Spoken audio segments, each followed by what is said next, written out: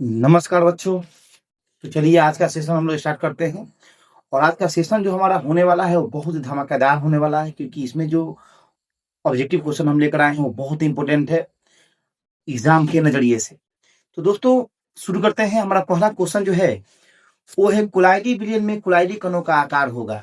तो देखिए कुलाइडी विलयन में कुलाइडी कणों का आकार जो होता है वो 1 माइक्रोमीटर से 1 नैनोमीटर के बीच में होता है। तो इसका ऑप्शन जो होगा वो आपका होगा ऑप्शन नंबर ए। क्लियर है दोस्तों? चलिए अगला क्वेश्चन देखते हैं। हमारा अगला क्वेश्चन है कि निम्नलिखित में किस धातु का निष्कर्षण मैक ऑर्थर विधि से किया जाता है। तो मैक ऑर्थर विधि से जिस धातु का निष्कर्षण किया जाता है वो है आपका iron, option number B. Next question देखते हैं। हमारा अगला क्वेश्चन है दोस्तों कि लवण सेतु में केसीएल प्रयुक्त होता है क्योंकि, ध्यान से सुनिए। तो लवण सेतु में केसीएल प्रयुक्त होता है क्योंकि, तो सबसे पहले तो केसीएल जो है वो वैद्युत अपघट्य है। क्लियर है दोस्तों? लेकिन लवण सेतु में सिर्फ वैद्युत अपघट्ट होने से उसका उपयोग नहीं किया जाता है।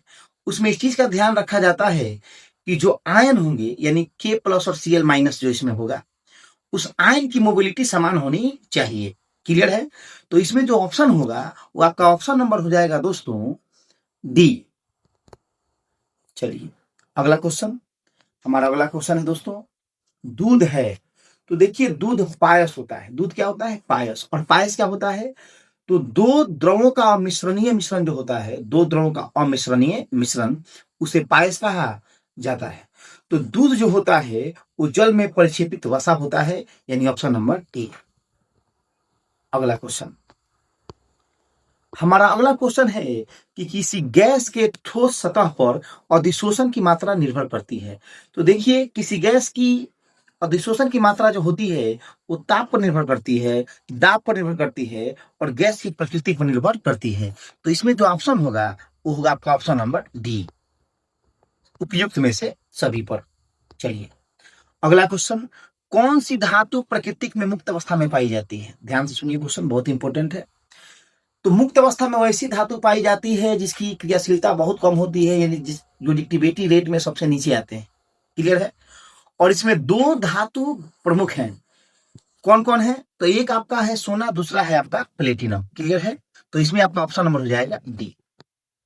इसमें सोना ऑप्शन नहीं है, प्लेटिनम है, प्लेटिनम मानेंगे। चलिए नेक्स्ट क्वेश्चन।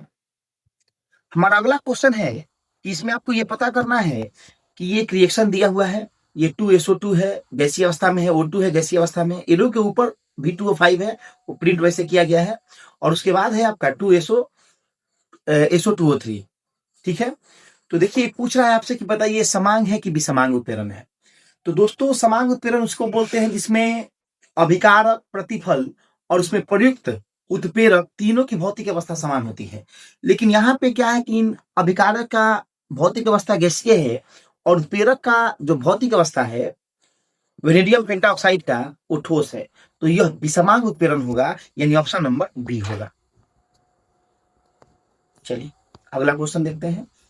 हमारा अगला क्वेश्चन है मांड विधि द्वारा कौन धातु शुद्ध होता है? मांड विधि द्वारा। तो मांड विधि द्वारा निकेल धातु जो होता है उसको शुद्ध किया जाता है, ऑप्शन नंबर सी। चलिए हमारा अगला क्वेश्चन है दोस्तों कि सभी लेंथेनाइट के लिए कौन सी ऑक्सीकरण अवस्था सामान्य है? तो लेंथेनाइट समूह जो होते हैं ये परिवर्तनशील ऑक्सीकरण अवस्था प्रदर्शित करते हैं, लेकिन जो इनका सामान्य ऑक्सीकरण अवस्था होता है वो +3 होता है, ऑप्शन नंबर बी। अगला क्वेश्चन, क्वेश्चन नंबर 10 देखते हैं। इनमें से कौन फ्यूरिन व्युत्पन्न है? हालांकि इस चैप्टर का क्वेश्चन नहीं है, लेकिन चलिए इसको हम लोग करेंगे, option number B guanine. Next question देखते हैं। हमारा अगला क्वेश्चन है द्रव में किसी द्रव का परिक्षेपण कहलाता है। तो दोस्तों द्रव में किसी द्रव का परिक्षेपण जो है पायस कहलाता है, ऑप्शन नंबर सी। अगला क्वेश्चन देखते हैं। ब्राउनी गति का कारण है। तो देखिए ब्राउनी गति होता क्या है? तो कोलाइड कणों का जिगजैग मोशन जो होता है उसे ब्राउनी गति यानी टेढ़ी मेढ़ी गति जो होती है उसे ब्राउनी गति कहा जाता है। और ये इसलिए होता है कि परिक्षेपण माध्यम और परिक्षेपित प्रावस्था के कण आपस में क्या करते हैं? संघट्ट करते हैं, टक्कर करते हैं, जिसके कारण वो इधर उधर क्या करते हैं? पथ पर विचलित या गति करते हैं। तो इसका ऑप्शन जो होगा वो होगा ऑप्शन नंबर सी। चलिए अगला क्वेश्चन देखते हैं। हमारा अगला क्वेश्चन है कि आयन का स्कंदन प्रभाव निर्भर करता है।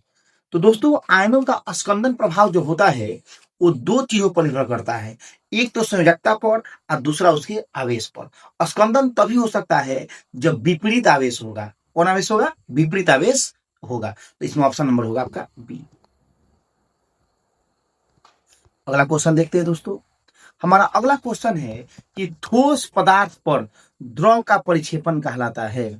ठोस पदार्थ पर द्रव का परिक्षेपण कहलाता है। तो इसका ऑप्शन जो होगा आपका वो होगा जेल, क्योंकि जेल में परिक्षेपण प्रवस्था परिक्षेपण माध्यम जो होता है वो ठोस होता है और परिक्षेपित प्रवस्था जो होता है वो द्रव होता है। चलिए अगला क्वेश्चन देखते हैं। द्रव विरोधी क्लोराइड होते हैं। तो दोस्तों द्रव विरोधी क्लोराइड जो होते हैं वो होते हैं अनुत्क्रमणीय chloride, option number B. Next question देखते हैं। दूध का उदाहरण है, यानी दूध उदाहरण है, तो दूध उदाहरण है आपका पायस का, ऑप्शन नंबर बी। अगला क्वेश्चन देखते हैं। वनस्पति तेल से वनस्पति घी के निर्माण में प्रेरित उत्प्रेरक है। तो देखिए वनस्पति घी जो होता है उसे बनाने के लिए उत्प्रेरक के रूप में जिसका उपयोग किया जाता है वो है आपका निकेल।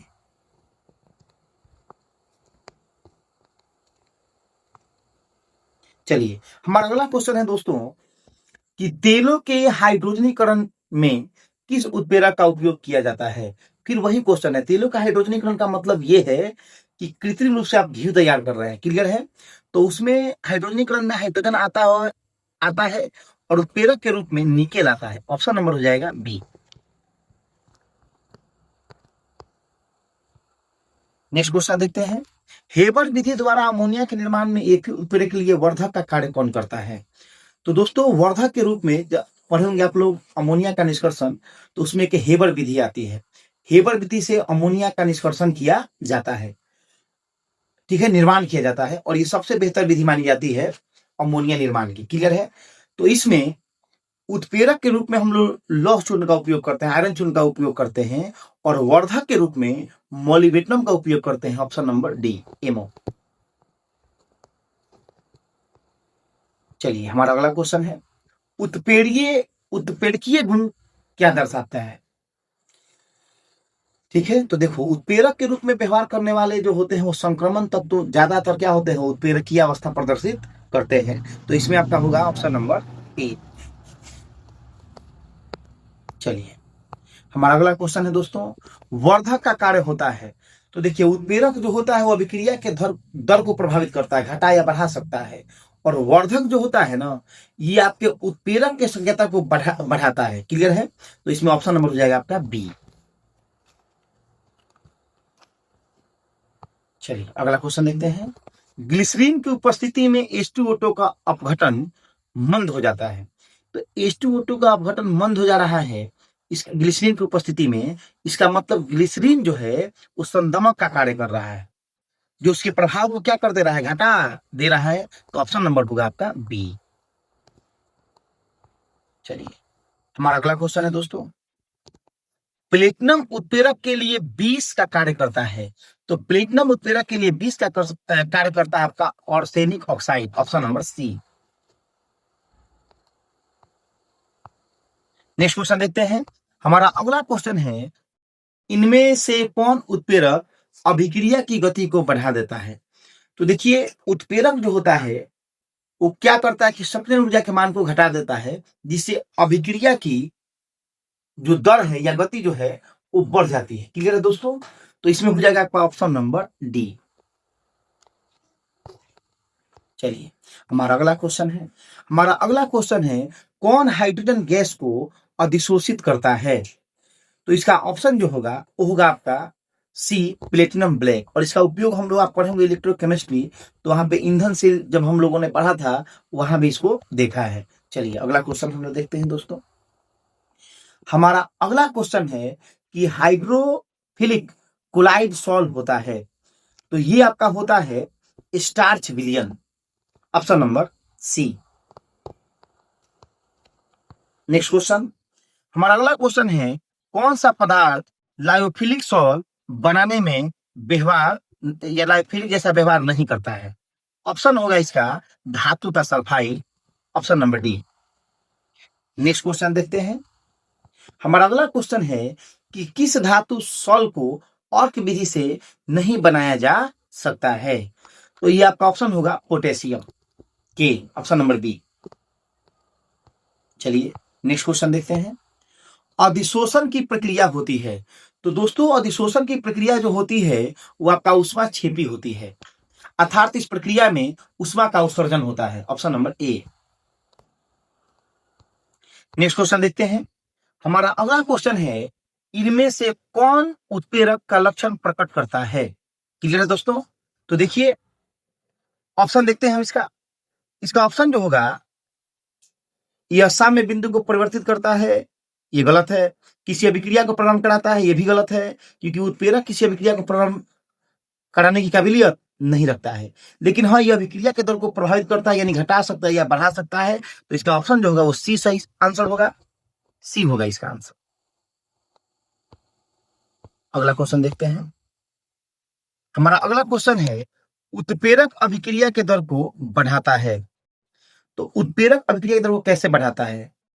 ठीक है, तो उत्प्रेरक करता क्या है कि सक्रिय ऊर्जा के मान को घटा देता है। तो इसका ऑप्शन होगा 31 का सी। चलिए अगला क्वेश्चन देखते हैं। ग्रिग्नार्ड अभिकर्मक निर्माण में प्रयुक्त होता है, तो दोस्तों ग्रिग्नार्ड अभिकर्मक निर्माण में प्रयुक्त होने वाला जो है वो है आपका आयोडीन चूर्ण। चलिए आइए दोस्तों देखते हैं क्वेश्चन नंबर 33। क्वेश्चन है कि सूक्ष्म विभाजित उत्प्रेरक प्रभावी होता है क्योंकि?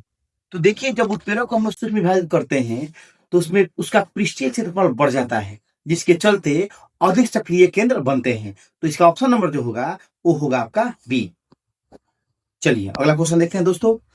हमारा अगला क्वेश्चन है बादल एक उदाहरण है। बादल एक उदाहरण है, तो दोस्तों बादल उदाहरण है द्रव का गैस में मिश्रण, द्रव का गैस में मिश्रण, option number B. Next question देखते हैं। हमारा अगला क्वेश्चन है कि ब्राउनी गति का कारण है। ये क्वेश्चन रिपीट हुआ, कोई बात नहीं है, ऑप्शन नंबर सी मार दीजिए। इसमें थोड़ा चेंज भी है ऑप्शन में। नेक्स्ट क्वेश्चन देखते हैं। कौन कोलाइडी कणों का आकार है? तो कोलाइडी कणों का आकार अगर इसमें आप देखिएगा तो इसमें सेंटीमीटर में दिया हुआ है। क्लियर है दोस्तों? तो इसमें आपका होगा option number C. Next question चलिए। हमारा अगला क्वेश्चन है इनमें इनमें कौन टिंडल प्रभाव नहीं दिखाता है? सस्पेंशन है, इमल्सन है, शर्करा विलयन है और स्वर्ण विलयन है। तो दोस्तों इसमें होगा आपका ऑप्शन नंबर सी, शर्करा विलयन, क्योंकि ये समांगी मिश्रण होता है। क्लियर है दोस्तों? और वास्तविक विलयन होता है। नेक्स्ट क्वेश्चन देखते हैं। द्रव स्नेही विलयन अस्थायी है क्योंकि? द्रव स्नेही विलयन जो है अस्थायी है क्योंकि इन कोनों पर आवेश होता है और आवेश होने के कारण ये आपस में स्कंदित नहीं होते हैं। तो ऑप्शन नंबर ए। अगला क्वेश्चन बाबू देखते हैं। हमारा अगला क्वेश्चन है कि कोलाइडो में व्यास का परास कितना होता है, रेंज कितना होता है इसका? तो होगा ऑप्शन नंबर बी, 1 से लेकर 1000 नैनोमीटर के आसपास में। चलिए अगला क्वेश्चन है कि कुहरा किस प्रकार के कोलाइडी सिस्टम का उदाहरण है? कुहरा मतलब कुहासा। क्लियर है? तो ये होगा आपका ऑप्शन नंबर बी, द्रव का गैस में विलय।